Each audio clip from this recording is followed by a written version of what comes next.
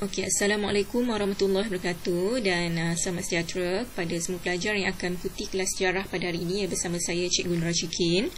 Okey, pada hari ini kita akan terus masuk kepada sumbangan tamadun awal dunia dari segi kegiatan ekonomi. Okey, apakah sumbangan tamadun awal dari segi kegiatan ekonomi? Okey, kita akan lihat dalam tamadun Mesopotamia terlebih dahulu.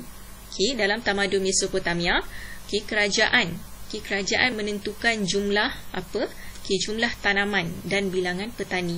Maksudnya kerajaan mereka sendiri, kerajaan dalam tamadun Mesopotamia, pemerintah mereka sendiri menentukan berapa banyak tanaman yang boleh ditanam.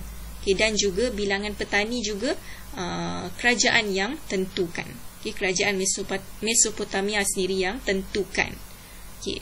Kemudian untuk poin yang kedua, wujud pekerjaan seperti peniaga, pegawai, petani, artisan, tukang rumah dan hamba.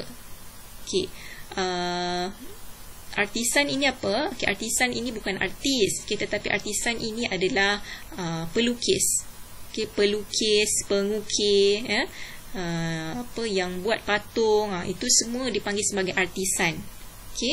Kemudian yang ketiga, poin yang ketiga, terdapat pengusaha pengusaha tekstil. Apa itu tekstil? Tekstil ni adalah pengusaha kain. Tekstil ni adalah yang melibatkan tentang kain lah. Tahu kan kain? Kain, baju, itu semua termasuk dalam tekstil. Pakaian, itu semua termasuk dalam tekstil. Terdapat pengusaha tekstil, barangan tembikar dan alat keperluan harian. Itu adalah dalam kegiatan ekonomi tamadun Mesopotamia. Kemudian kita beralih kepada tamadun Mesir Purba. Tamadun Mesir Purba, kegiatan ekonomi yang utama adalah dari segi pertanian. Pertanian merupakan kegiatan ekonomi utama dalam tamadun Mesir Purba. Kemudian petani membayar apa kepada raja? Petani membayar sewa tanah kepada raja. Maksudnya petani, dia menyewa tanah untuk aktiviti pertanian. Dia menyewa tanah untuk aktiviti pertanian dan dia bayar sewa tanah itu kepada raja. Sebab tanah itu milik raja. Kemudian ekspor utama. Maksud ekspor ni adalah jualan. Apa yang mereka jual? Jualan utama dia adalah terdiri daripada tekstil, iaitu kain, pakaian dan sebagainya, dan juga kertas. Maksudnya dalam tamadun Mesir Purba mereka sudah mula cipta kertas. Tamadun Mesir Purba adalah tamadun yang antara tamadun yang pertama mencipta kertas. Jadi ini adalah barangan jualan mereka lah, barangan ekspor utama mereka. Tekstil, iaitu kain ataupun pakaian dan juga kertas. Kemudian terdapat juga kegiatan perlumbungan emas di dalam tamadun Mesir Purba. Ini adalah contohlah gambar. Gambar perusahaan tekstil. Kalau tak tahu apa itu tekstil, inilah. Ini yang dikatakan tekstil, perusahaan tekstil. Dan ini adalah teknologi kertas zaman Mesir Purba. Pada masa dalam tamadun Mesir Purba mereka sudah pandai mencipta kertas dan mereka telah menjual kertas kepada tamadun-tamadun lain ataupun negara-negara luar. Kemudian kita lihat kegiatan ekonomi dalam tamadun Indus.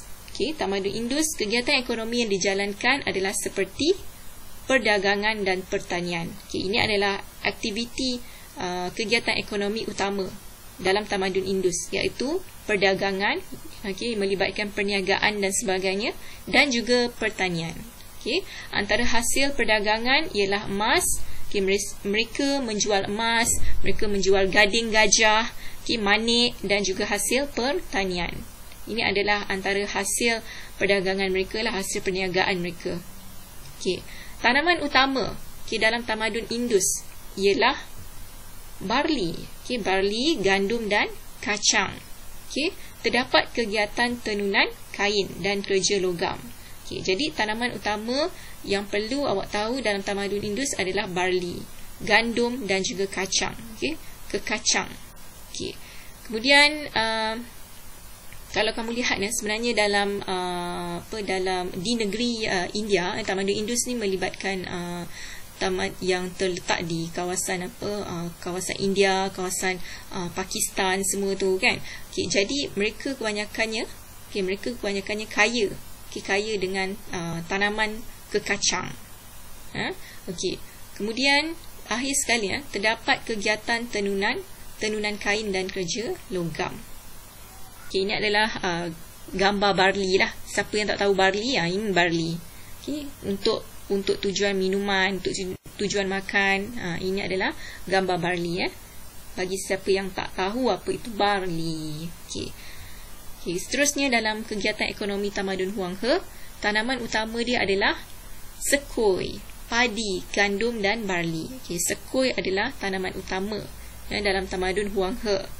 Terusan dibina untuk apa? Untuk mengairi kawasan pertanian. Maksudnya ada kawasan yang dipanggil sebagai terusan. Terusan ni khas untuk mengairi kawasan pertanian. Kemudian terdapat kemajuan dalam teknologi pembajakan dan penciptaan cangkul dan sabit. Pada zaman tamadun Huang He, mereka sudah ada teknologi membajak. Ataupun dalam bahasa Inggeris kita sebut sebagai backhoe. Bajak ni backhoe, pembajakan, dan mereka sudah cipta cangkul dan juga cipta sabit untuk tujuan pertanian. Kemudian petani juga menggunakan batas untuk tujuan penanaman. Ini adalah apa dia punya teknologi lah. Mereka sudah membina batas. Membina batas untuk tujuan penanaman.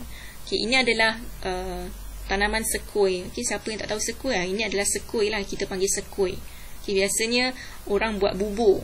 Sekoi ni orang buat bubur benda ni. Sekoi ni biasanya orang buat bubur. Untuk dimakan lah. Jadi untuk kegiatan ekonomi, setakat itu sajalah untuk hari ini. Dari tamadun Huang He, kemudian kita ada tadi tamadun Indus, dan tamadun Mesir Purba dan juga tamadun Mesopotamia. Nanti saya harap kamu dapat buatlah latihan yang saya berikan nanti. Dan itu saja untuk hari ini. Assalamualaikum warahmatullahi wabarakatuh dan selamat sejahtera.